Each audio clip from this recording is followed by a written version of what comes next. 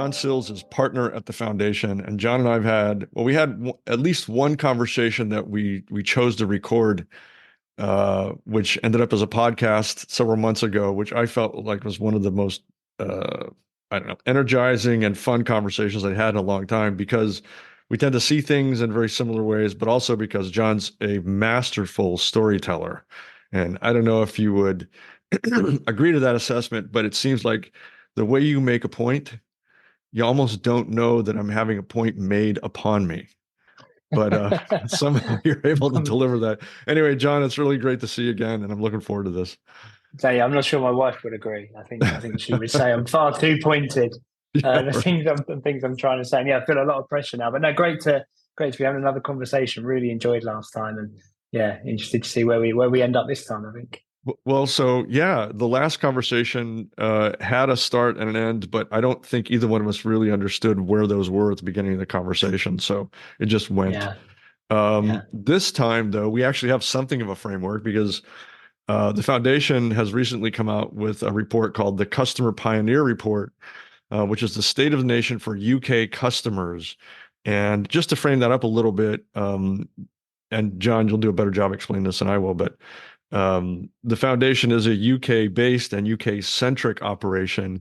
But from past conversations, there's so much of your findings and the way you do business that has direct parallels to the way things run over here in the States. So I feel like there's always something relevant to be gained here. So Yeah, um, yeah, yeah, so there were a handful of stats that at a very high level uh, really stood out, and I would love to just make those kind of the starting points for this and just go, as we said. So, excuse me, 63% of us have had a problematic experience with at least one organization. Truly not terribly surprising. Kind of felt like it would be a higher percentage, actually. However, 1 in 4 have had a truly enraging experience in the recent past. So I want to find out about that, but also I love the fact that you and your team feel like it's okay to call out an experience as enraging, which seems like everybody else would yeah. be a little bit more diplomatic than that. Yeah, I think it was quite deliberate actually. So, funnily enough, I'm sure you know about this, Mike. There's a great study in the US called the National Rage Survey, Yeah. which has been running, I think, since 1972. I think it started as a White House study, and that's always fascinated me. I got chatting. I think his name's Scott Burtseman, is the guy that set that up, and I've been chatting to him recently about the study he runs in the US, and I thought the language was really powerful. Because actually, Scott's point was, this started out as a study in the US about how many people have problems with organizations every single year. And then he started to notice the correlation between people that were having problems and the amount of people that were really angry, in organizations. And actually, the reports you start to get of customers being angry with colleagues and that kind of quite unpleasant side to customer experience. And so now he also measures kind of how angry we all were. And I guess whilst that's kind of in parallel to what we're doing here. I think there was that language that really stuck with us and we were really thinking about because so much customer satisfaction data is exactly that. It's called customer satisfaction. Are you satisfied with the service that you get? And it's just really bland language, it's just Right. really bland, really average. Was it okay? Are you satisfied? Yeah, I'm kind of 70% satisfied. And Did these we meet companies get, neutral? Exactly. did we meet neutral? Is it just about okay? And more than that, it's did we meet an average of neutral? So, Right. organizations are It's then even kind of like, worse. yeah, Right. yeah, like, yeah, 80, if you get 80% customer satisfaction, you're seen to be like one of the best in the world. And you kind of go, is that really that great? Like this, and we just got this sense that the language we use, the way we record the data, it doesn't capture what I think we all know to be true, which is customer experience feels like it's going backwards and people feel like they're spending hours every day stressed, angry, upset by the service that they're being given as paying customers. And so even right at that point, we made that decision, well, we want to try and do this in a different way. We want to do this in a way that captures the emotion that people are really feeling, not just another kind of average satisfied customer experience report. So that was how we ended up with that kind of language there. Which presents its own challenges too, because um, unless you're really, really passionate on one end of the scale or the other, enraged or impassioned, uh, it's really difficult to gauge those kinds of emotions. So, and maybe that's another conversation, but difficulty in really gauging that entire spectrum is Yeah. can be daunting. Yeah, I think that's right. And like you said, I probably won't go off on that tangent now because I think we spoke about that last time as well, Right. the importance of getting out there with your customers, really immersing with them to really understand it. But you started talking about the statistics, and I think that was one of the things that was really compelling to us. So straight away, 1 in 4 people, so kind of 25% of people that we studied, and I should say we studied 1,500 people, national representative across the UK, across 44 different categories. 25% had had an experience in the recent past that they would say is truly enraging. And the fact that we put those words in and people chose to select that as their answer, I think tells a lot because we at the other end, in fairness, we also had brilliantly wonderful, with one end of the spectrum all the way down to truly enraging. So there were those at kind of extremes at both sides. And I think this is what gets covered up, as I say, this kind of stress and emotion that people feel. And that really stood out for us. Actually, another stat that probably stood out even more was that 1 in 6, so a lower number, 1 in 6 rather than 1 in 4, but it had an awful experience across more than 5 areas. So it wasn't just like there was one particular company or one particular industry that people were having a bad experience in. There were people having regularly awful experiences and bad experiences across a number of categories that were making them feel tired and stressed and upset. And this really matters. This really matters. And Charlie, my business partner, wrote a brilliant line in the report, which is this matters because the quality of our experiences impacts the quality of our lives. And if you're spending all day, every day being stressed on the phone or not even able to get through, ultimately that is a stressful life that you're leading. Right. And organizations are surely there to make life better for customers and easier, not to make life harder and more stressful. In theory, yeah, you'd think so. You'd think Yeah, so. yeah, Was yeah. there was there any kind of an identifiable agreement or disagreement with those statistics with the companies who provide those services? In other words, did you talk to the executives there and see what they thought about their abilities? Yeah, so we haven't spoken. So what we did, we got the customer view, and we've got a view of the overall industries that are performing better and worse, and the companies that are performing better and worse. Although we were caveat with that was asking people to tell us what they thought rather than saying rate this company, rate that company. So slightly less. We may do another report that goes into those in more detail. But we did go and speak to a whole load of business leaders as well. Now, we didn't speak to those business leaders precisely in reaction to what we'd had in the report, but we did go and say to business leaders, well, what do you think? How do you think you're doing? So 250 business leaders, CEOs, CMOs, people that are in influencing and decision-making roles in their organization. And actually, this for me was the standout statistic from the whole report, that only 10% of business leaders felt that their organizations in their industries were giving a consistently great customer experience. And these are the people that run the organizations. Right. And that was really interesting for me because sometimes there's this this suggestion that organizations think they're doing a great job and customers think they're doing a bad job and they just can't understand each other. Right. But actually, 90% of the business leaders said, yeah, actually, I don't think we're great all that often across the whole industry. We should probably do something about this. And I thought that Interesting. was fascinating.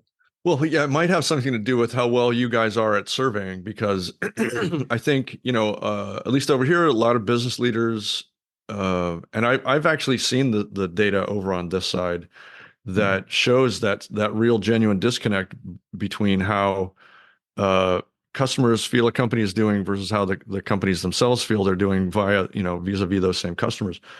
Yeah. And but I would suspect that a lot of those answers on the reports that I've seen here have a lot more to do with protectionism. Yeah. My quarterly bonus is relying on something good happening here. So how honest can I Yeah. really be? That was it. And I think we had an advantage of the 250 business leaders we surveyed. It was completely anonymous.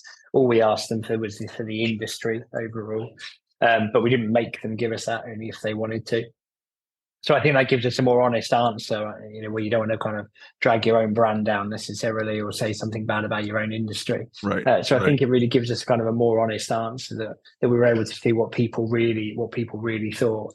In a sense, it's surprising and not surprising. I mean, a lot of the business leaders we work with, the reason they come to us to work with us is because they want to improve. So I think there's an element of ambition there, and people knowing they can always be Sure. better. Yeah. And the question becomes quite interesting from an organizational perspective there.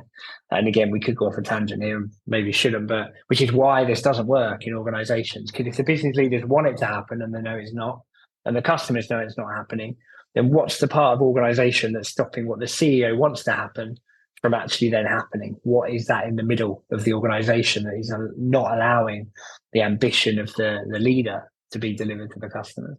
I so want to hear the answer to that question. And so does basically Yeah. everyone else who listens to this podcast. Yeah. Well, I've got kind of we've got one very strong view and a second emerging view. I mean, the biggest view is around the way we all see the world. So seeing the world from the inside out, and we would have discussed this before, but as human beings, we all see the world from the inside out, closer to our own, business, organization, regulator, competitors. And it's that inside out view that stops organizations and people in organizations really appreciating the impact they're having on life. And all of these surveys that come in, they give you all of this great data, but it only ever gives you your customers' opinions of your business and rather than what really matters to them. And it only gives you a small slither of that. So you have all of this kind of data coming in. It gets presented on PowerPoint and PDF, and it paints, going back to the point at the start, this kind of generally satisfied average picture that actually you're doing okay. And if you're better than some of your competitors, that masks you into thinking you're doing really well. I worked with a contact center a few years ago, and they were quite happy with their service. And they had an average call waiting time of, I think, 6 or 7 minutes, which was pretty good for the industry standard. And I said to them, well, why don't you turn that into a number of human lives wasted every year? So convert the whole amount of time people have spent on hold with you every single day, every single year, and see how many human lives that is. And they nearly did it, and then they pulled back right at the end and didn't. Yeah, that's brutal. Nobody wants to know that. No one wants to know. And this is the point. In fact, I posted a thing on LinkedIn earlier about Jeff Bezos talking about this and this great story he's got where he was in a management meeting and one of his teams, a manager, actually the director of the contact center at the time, said, all of our calls get answered within a minute, every single one. Absolutely, the data proves it. And Jeff Bezos said, well, that's not quite what I've heard. The anecdotes don't match up with the data. So live there in the meeting, they phoned the Amazon contact center and they were on hold for kind of 15 minutes. And everyone just sat around waiting and waiting and waiting. And there is this balance between the data that we've got and the anecdotes that we get told, and the organizations that struggle to put it into action rely on the data more than the anecdotes. Of course, the other big reason is profit, and that actually leaders say they want to be really customer led and say that they want to create a great experience. But when the rubber hits the road, when it really comes to it, they only want to do that if they can also make a really fantastic profit margin, and therefore compromises get made. And what they miss out is we want to be customer led brackets while still making this amount of profit. Right. And then it starts to limit what they can really do and what their ambitions really are. Picture your organization as a solitary island amidst a vast, churning sea of opportunities. On the horizon lie other islands, relationships waiting to be built, partnerships waiting to be formed. But between your island and those distant shores stretches a turbulent expanse filled with uncertainty and risk. You're going to need a bridge, or bridges, plural, to span this divide, connecting you to new horizons. Those bridges are strategic partnerships. Yet, building bridges and partnerships is no simple task. They both require careful planning, precise engineering, and a deep understanding of the terrain. Missteps can lead to collapse, leaving your business stranded on its island. Tectonic builds strategic partnerships, helping organizations navigate the treacherous waters, ensuring that those bridges are strong and resilient and scalable. There's a reason why some of the largest, most progressive companies in the world are retooling their revenue models and investing in partnerships. Find out more at tectonic.co. That's TECTONIQ.co. In your report, you called out certain brands that were doing it well and certain brands that weren't. This is the Yeah, other thing I love about our discussions and the foundation in particular is that you're not afraid to do that. yeah. Uh, Very un-American, by the way. You know, everybody over here is very protective over those kinds of things. But you're not, and I think that's brilliant. And I also think it's really instructive because as I was looking through that list, the brands that I'm familiar with, as a US resident, not all of them, but still, I was nodding in agreement with every one of them that I recognized. Mm. And I think you've found something, you've found a way to get people to kind of acknowledge for themselves what their deep truths are as it relates to happiness or dissatisfaction with a company. Yeah, I think that's right. I mean, on the first point, I think we're quite comfortable sharing the names of the companies because it's not our opinion. It's a customer's opinion, and I think that's really true for us at the foundation. Really dear to us at the foundation that we're here to represent what customers are saying and understand what matters to customers. That's very different, I think, from us writing a case study saying we think this company's rubbish for X, Y, Z. Right, If our customer, if the customers that we speak to want to tell us that Amazon and Netflix and Audi are brilliant, and they want to tell us that the NHS and the tax service over here are not, then we're just kind of playing that back. And I think the other thing is for those people in those organisations, firstly, it's not a surprise. And secondly, obviously, as a consultancy, we're offering to help as well. We try in the report, I think, towards the end of the report to talk about how you can improve and what you can do differently. So it's not a report that's just negative and saying your rubbish get better. It's a report that says, we know you're probably trying really hard and we know it's not easy. And these are some ways that we think we can help. I think the other thing, Mike, is by naming the companies, it allows you to see some really interesting correlations, both in terms of the organizations that are doing well and less well. So in the UK at the moment, it was interesting that so many of the vampires, we call them heroes and vampires, and we call them vampires because they suck your life and suck your time away from you. Um, they're public services, public services, and we've had this big issue, depending on what side of the fence you sit in the past 10 years or so in the UK, of a real kind of reduction in funds towards public services. And you see that, the NHS, our tax service, HMRC, local councils, local GP surgeries, doctors' surgeries, local water companies, nationalised train companies. These were all the companies that were kind of voted most like the vampires. And then on the other side, the heroes were more your kind of Amazons, Netflix, the supermarkets, Apple's, Tesco's, some of the more kind of hospitality based ones. But most interestingly, I think, were those that appeared on both. And the NHS was particularly interesting for us here. Yeah, let's talk about that. There's strong feelings on both sides of that. Strong feelings on both sides. And we think there's a few reasons for that. I mean, of course, it's a really emotive topic because you're talking about health. And I think the feeling with the NHS, of course, if it's brilliant, it means so much to you. So you're going to go up one end of the scale. If you have a health problem and the NHS helps you sort that out brilliantly, then you're going to say that was a wonderful experience. Equally, if you have a health problem and the NHS gets it wrong, you're probably going to describe that as enraging. It's just a more emotive topic than, I don't know, eating a McDonald's, for example. However, I think there was some interesting depth behind the NHS story when we looked at some of the comments that customers made. The presumption for a long time within the NHS is if you fix the patient, they're happy. And if you don't fix the patient, they're not happy. But all of the evidence we've seen suggests that's not quite true, that the experience of being fixed or not fixed is actually what really drives people. Because people understand that sometimes they're going to have a medical condition that can't be easily fixed.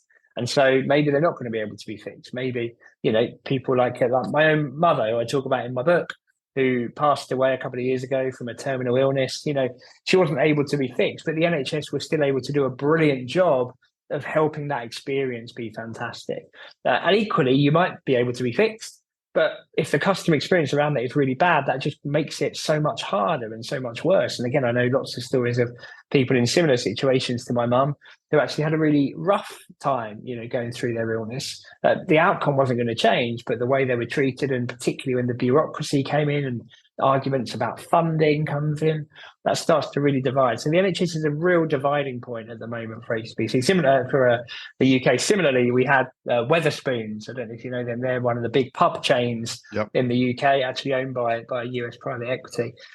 They were also very divisive, which I thought was very interesting as well. You know, you either love them because they give you quick service and cheap drinks and they're everywhere, or you hate them because it's sticky carpets and not great beer choice and maybe not a great experience. So there were two or three that really sat across both sides of the dividing line. But digging into them, I think it's really understanding that the experience matters to people, not just about what the outcome is. You can have a great experience with a bad quality of beer, you know, even if it's not quite Right. hitting your standards in some areas. Right. Before we made this conversation official and hit the record button, we were talking a little bit about a recent trip you and your family took to Legoland, and you had some really interesting things to say about that experience. And I think just to spend a few minutes on that brings all of these theoretical ideas into reality because you were right there. I mean, you're a professional in Yeah. this world. You probably can't help but evaluate it as you're in the midst of it. But let's talk about Yeah. what was that like? What were your impressions of it, and why were they so whatever they were? Yeah, and you're right. You know, again, my wife gets fed up of going anywhere with me, really, because I'm immediately looking around, taking notes, seeing what the experience is like. But yeah, my wife, and my family. I've got two young boys. We took a trip to Billund in Denmark, which is the home of Lego. You know, where it was invented all those years ago. It's a very small town. Most people there work for Lego in the head office or in the factories there. And what they've got there, they've got the first ever Legoland, but they've also got this thing called Lego House. And I guess you describe it as like a museum exhibition for Lego. So it's got kind of 5 or 6 different floors, different rooms in it. Every room is basically just full of different types of Lego and encouraging you to play with Lego in different ways. So one way you've got to build cars and get them through over a ramp and over a bridge, and another one where you've got to create a fish and all kinds of things like that. It's a wonderful immersive experience surrounded by big Lego models. But what I loved about it, and I hadn't expected, was Lego have got this fantastic way at Lego House of bringing together a really fantastic digital experience in what is a very analog toy, you know, the most analog of toys. And so when you walk in, you get a wristband, and your wristband's got a little barcode on, and you scan yourself in. And the first thing you get to is this big red wall, and it's full of little models made from a combination of 6 red bricks, all different combinations of 6 red bricks. And next to this big red wall, there's a big red screen, and you go and scan your wristband, and it comes up with your unique combination of 6 bricks. Because it turns out there's 193 million different ways of connecting 6 red bricks together. So straight away, it flashes up your name, it churns and whirs and pretends it's thinking, and then it comes up with your combination, John's combination of your 6 bricks. And then you get a little printed card with your combination on, and then out pops a little bag with 6 red bricks for you to go and make your combination. So straight Brilliant. away you're in, and it's Yeah. personalized and digital. And you own it, and they own you. And you own it exactly there. And my kids thought it was amazing. Their name, their combination of bricks. Now, as you go around all these different rooms, really subtly in the corners, they've got just these little screens with a little camera on. And at any point, you can walk up with whatever you've built, scan your badge, and it'll take a photo of you with your Lego creation, because obviously then you're going to break it up and throw it back again. So you're doing that all the way through the day, and the staff come over and take photos of you on their phones, scan your badge, etc. You have a couple where your Legos get animated into videos on a big screen. And then at the end of the day, when you get home, you get an email, and it says, click here to download all your memories. And one click, and you've got all of the photos of all of the models you've made all day. You've got all of the photos the staff have taken of you as a family, all of your little videos. You know, really fantastic, subtle use of digital to bring it to life. But my favorite story, Michael, just got to tell you, is there's quite a famous thing in the middle of Lego House, which is called the Mini Cafe. And it's a special Lego cafe, and you have to book to go there. And when you go in, you get your menu, and next to each item of the menu is a different combination of bricks. You have to build your menu out of Lego. So you build your combination of it out of Lego, and you put it on a little tray, and that tray goes into this little screen at the end of your table, and it whirs and thinks, and it says, right, got it. This is your food. The robots will give it to you in a minute. So you wait a few minutes, and then you get this flashing sign, go and see the robots. You walk over to the middle of the cafe, and there's these 2 big Lego robots there, and you see your food coming down in a big Lego box, like a big Lego lunchbox. It whirs down the conveyor belt, comes to the robot, and the robot pushes it to you. And my favorite thing of the whole trip, having done all of this brilliant analog and digital process, the food were down, the robot pushed it to the bloke next to me, who immediately picked it up and dropped the whole thing all over the floor. So it just shows, robots won, humans nil. I think, you can Yeah, have all this right. amazing technology. There's a bigger But in, story there. but in fairness, within 10 seconds, there were two real humans on site cleaning up. But there was just all these things, they've taken what's a really analog product, a really analog experience, and through a really subtle use of technology, they've just brought it to life in these digital ways. They've got your memories for the day. And it was just a brilliant, brilliant experience. I'd recommend to anyone with interest in Lego, or frankly, just great customer experience. I'm trying to think through and list out all of the takeaways from that little story you just told us, and there are way too many. So I'm just going to say thanks. Yeah, yeah. I mean, so we could and maybe should go on with this, but I'm just going to invite our readers and listeners. There's a link to this report. It's fascinating. As you can tell, it's all story based, or much of it is, anyways. And if you're anything like me, that's how you retain and process. And John, being the brilliant storyteller that it is, has done another great job here. So, John, thanks a million. I really love these conversations, and please, if you're listening and this has piqued your interest, and I'm almost sure that it has because it just does, get the report and stay tuned because I hope to be doing more of this with John. So, thanks again. Pleasure. Thanks for having me. Always enjoy the conversation.